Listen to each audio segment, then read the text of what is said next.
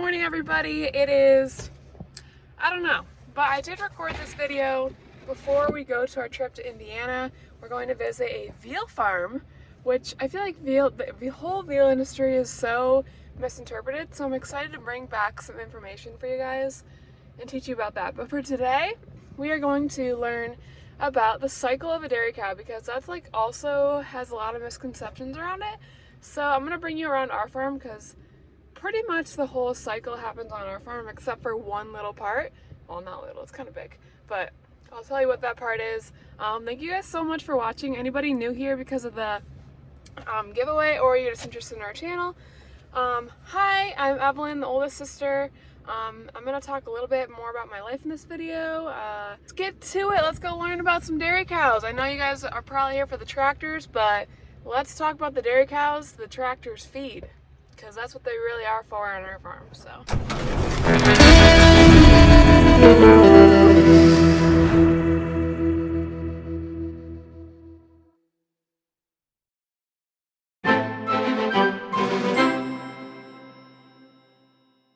welcome to the dry cow barn.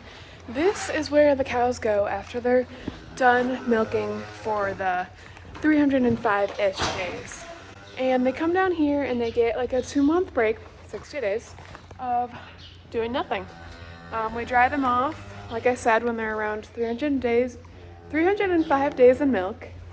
And they come down here, they get to eat, socialize. Right now they're a little unhappy because, I don't know, the feeder hasn't dropped off this side's food. Oh, like I said, these are called dry cows. They are not giving any milk right now. It's really important to make sure they keep up their body condition score down here, because we want them to be in good condition when they calve and when they enter back into the milking herd. If you're more interested in how we dry them off, I did a whole video, I'll link it above, on how we dry off the cows. Down here, they're obviously pregnant. Cows are pregnant for 9 months. So they spend their last 2 months of being pregnant up here.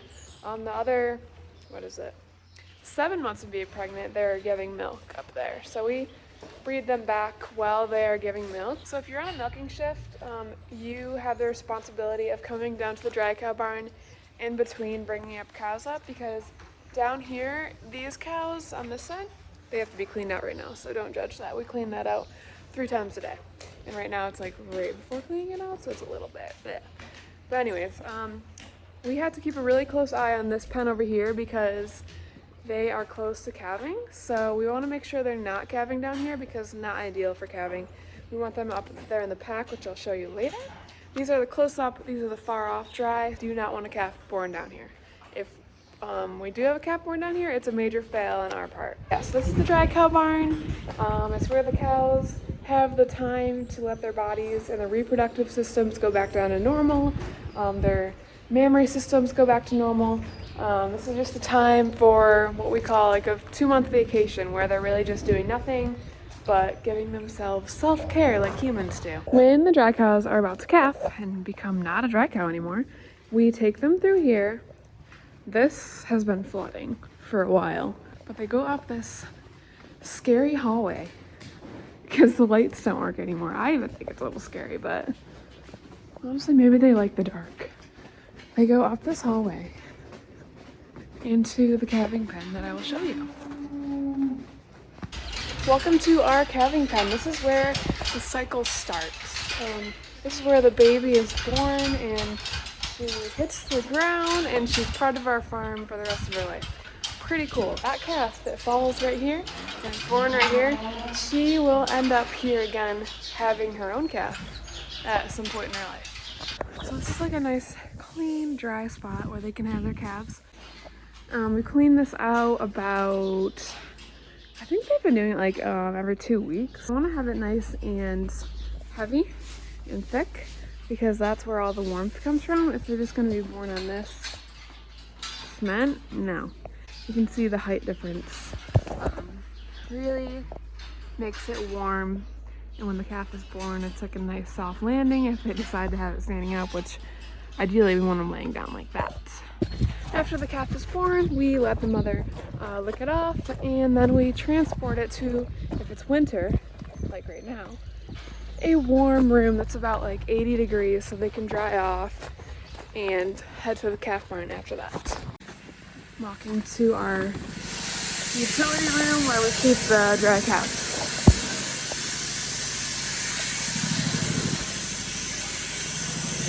And here's the boxes they go in. There's no babies right now, but that's where they would go to warm up. And this is how we move the calves down in this box. It connects to the skits here. You can see the attachment part right there. And that's how we move calves to the calf barn. So after the cow's had her baby, the next step in her life will be coming over to my group. Group 3, we call this the fresh group. A fresh cow is a cow that just had a baby. So this is the group where, shut the back up. This is the group where they get health checks every day, because when they have a baby, that's a big thing. Like, even with humans, like, it's not an easy thing to push out a baby. So we have to make sure they are in good health. So over here, I'm about to actually do it. You've probably seen it in a lot of my videos where I health check all of them. You can see they're all lined up, and I have the headlocks locked so that I can keep them still while I take their temperatures. I love this group. It is always just so nice in here, so quiet. And let me show you around a bit. So these are like my babies. I get them off to a good start in life. I make sure that they're feeling good. I give them aspirin after they had their baby because, you know, like I said, not an easy process. I try to have around 30 to 40 cows in here. Right now I have 44, as you can see, which is a little more than I usually like, but that just means not all of them are gonna go up and get checked for the day. So that's why I have to really pay attention and make sure that certain cows aren't going back and laying down every day. I want to make sure I at least get them checked every other day. So for example, this Jersey, I'm going to check her back here because this is her second to third day in a row of just coming right back from the milking parlor and laying down. So I think there's something going on with her, because they should want to go up and like fight for a spot. Not really fight, but try to get a spot. You can see there's one to open up there at the feed. And she doesn't really do that, so I can kind of tell by her face that maybe something's not right with her. So these cows are going to stay in the fresh group, or pen 3.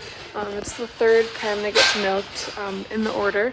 And they're going to stay with me for about 30 days. If they're looking really good and they don't have any issues, I'll take them out by 20 days. Especially the younger heifers that I know are going to be just fine. They stay here. It's a really good way for me to keep an eye on them, and if they have like a retained placenta, like they didn't push it out after having their baby, like I'm always gonna know because I work with them every day. So if I notice one little change in a cow, I'm gonna see it. Imagine like they had their baby, we put them right out to the freestyle, and they never got checked again. That would be a nightmare because I wouldn't be able to tell if they are I wouldn't be able to tell if they're doing okay or not, because we don't go out there and check all of them because we don't have the capacity to lock every cow up out there.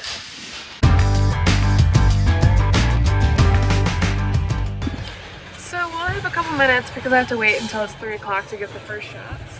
I want us to do like a little bit of a barn talk of how I got here. A lot of people ask me like how I got into farming, and I obviously was born into it, but there was a lot of times in my life where I tried going different paths in life, not farming, and I still ended up here.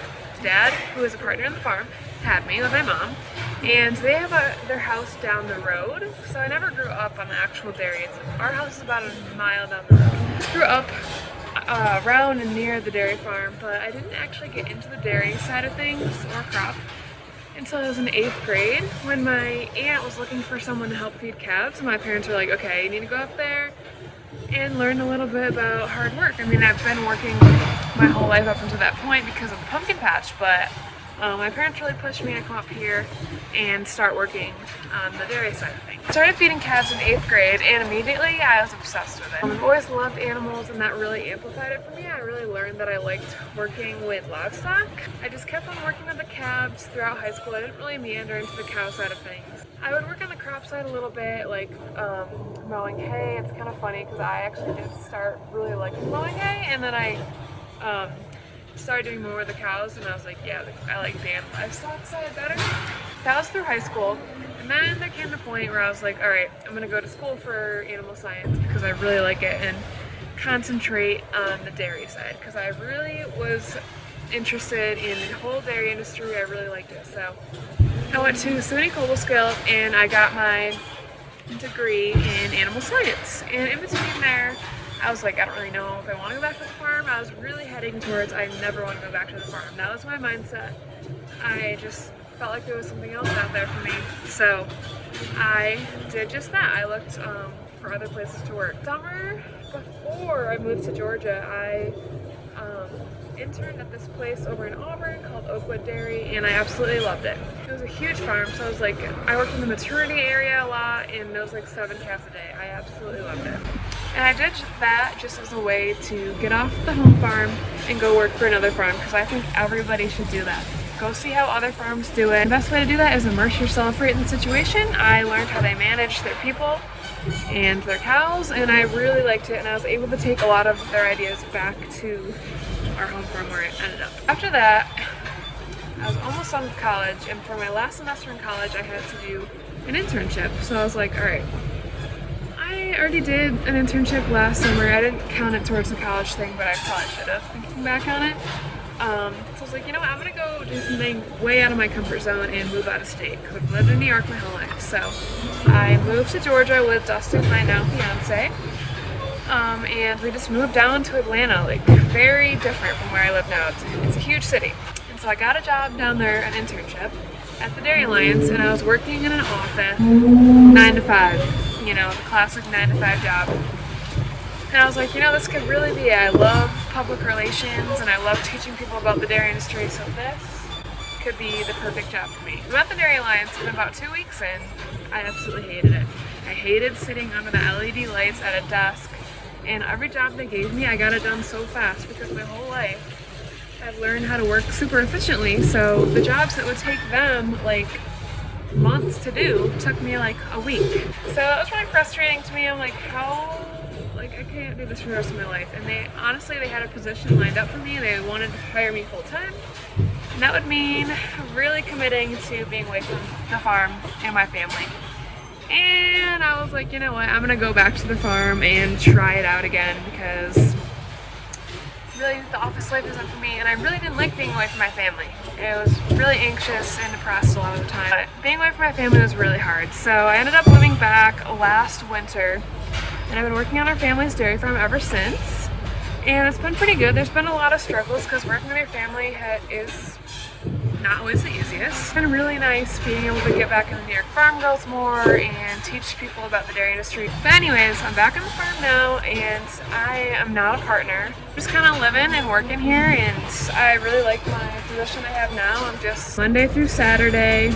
I kind of make up my own schedule. I get here to do the jobs. I get them done. If I want to get my jobs done early for the week, I just grind it hard and that's it. And I really like it. I love working around the animals. You can see they like me too. And I've been thinking about my future a lot today. And I think I'll definitely be here for a while. I mean, I'm always going to be at the pumpkin patch, and I really hope I'm at the dairy forever if they want to keep me here. That's my life story, and that's how I got involved with the dairy industry. And if you guys are looking for any opportunities to join in the dairy industry, I always tell people to go intern somewhere. Go intern on a dairy farm, because it really just immerses you into the field and you get to learn so much as an intern on a dairy farm. There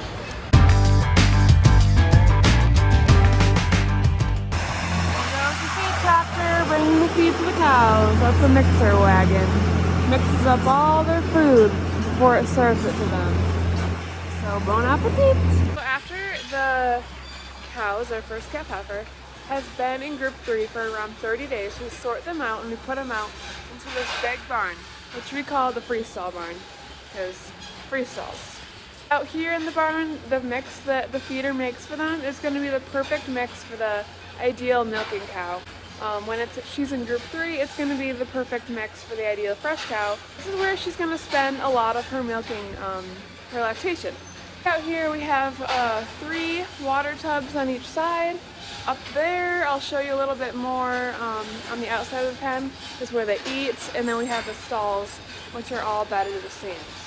We also try to make sure no jerseys get over here, but occasionally one will get over because we want them to be on a different diet, like on the smaller, younger cow diet over there.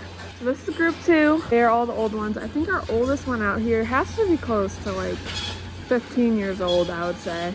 So ideally we want the cows, after 30 days of milk, we want them to get out here as soon as possible.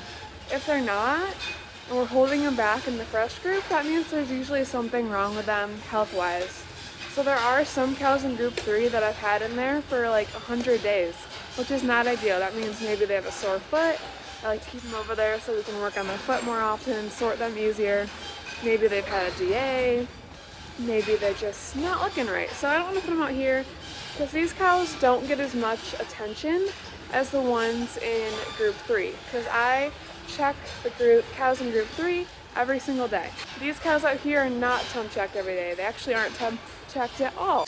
So as you can see, a lot of them are lined up to eat. He just dropped off food, so I'm sure they're really excited to get after that. This is a look at the middle of our barn. So like I said, this side is group 1, and these are the older cows. This side is group 2. These are the younger and jerseys. So this is what their food looks like. This is our lactation diet they're eating. You can see a lot of good forages in there. You can see some corn kernels, and occasionally you'll find bits of chocolate because we give that to both sides of the cows for energy. So now that I've showed you group 2, I'm gonna hop on over and show group 1. These guys are the first to get milked, so when the milking shift starts, we open those gates in the middle right there, and they cross over to head to the milking parlor. Then these guys are milked, and then group 3 is milked, and then the sick pen is milked. This cow right here is actually one of my favorite cows. Her name is Reina.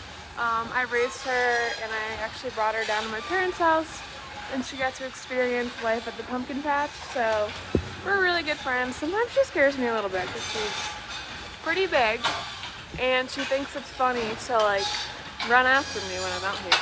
I don't like that, so I try to just keep our friendship mutual. Also, when I'm recording this, it's April 2nd, and this is what it looks like at our farm right now. It is disgusting. I am just so over the cold. So here's the sick pen. Hopefully none of the cows end up at this stage. We put the cows with mastitis in there if they're getting a surgery done. This is the pen they go in for that, but our goal is to have no cows go in there. So after the cows spend some time up there in the box, they're ready to come down to the calf barn. The most magical place ever, and the cutest barn that we have, obviously. Getting fed at 6 a.m. and 5 p.m. every night. JoJo feeds at night, and then we have a calf feeder named Julie who does the mornings. So here's the setup. You can see that we use wire pens. We eventually want to switch from that because they just suck. We have those little pipes that hold the buckets, just cut, and then we use obviously buckets. And I'll show you what's in the bucket. So during the day they have grain and water offered to them all the time. And then when JoJo comes, she's gonna just dump out the water and give them pasteurized milk from our milk taxi.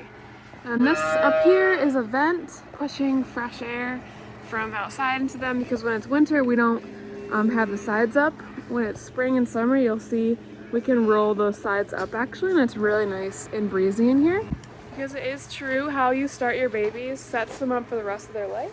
So if you have a baby that gets a bad start, doesn't get her colostrum at the right time, she's gonna probably not be the best milking cow. And it's crazy how one little mistake as they're young can ruin them as a cow.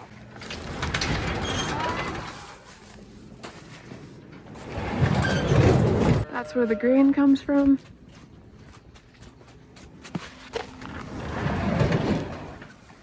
All right, trust me, we're not a cat farm, I promise. But these are where the wean calves go. So once they hit around 2.5 months old, we take them off of milk, and they only get water and grain. We are mixing some TMR into their diet too, so they can get used to that texture, and it helps develop their rumens. So here they are. These are like what I like to call the teenagers. Even though they're definitely still really young babies, and they get to be in groups of 4, it teaches them how to socialize and get ready for the big barns. One thing that we do a little bit differently than most farms is we do not raise all of our heifers at the farm here. We actually send them to a heifer grower facility. It's about 2.5 hours away. I've been up there before. It's a really nice farm in Elba, New York. And they raise our heifers for us. They give them the vaccinations, and when they come back to the farm in about 1.5 years, 2 years, they're going to be bred and ready to have their calf.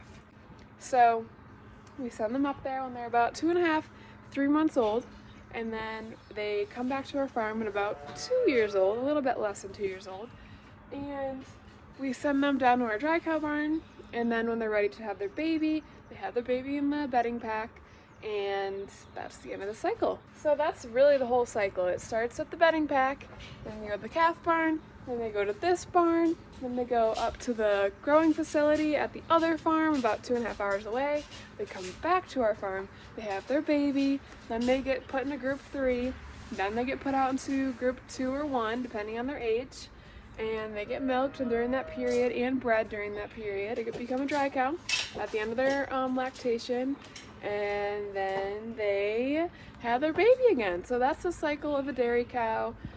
During that time, we work to keep them very comfortable, clean, happy. If our cows are not comfortable, clean, and happy, they're gonna get sick, and that's what we don't want. So it's really important for us to make sure our animals are always happy. Any questions, you can leave them below. And yeah, thank you so much for watching my video. We're headed to Indiana in not tomorrow, the next day. By the time I post this, we'll already be almost back. But I really appreciate you guys supporting our channel. Like, I'm just so thankful that I can do this as a living and farm at the same time. It's just awesome. So I hope you guys have a great day, and I'll see you in my next video.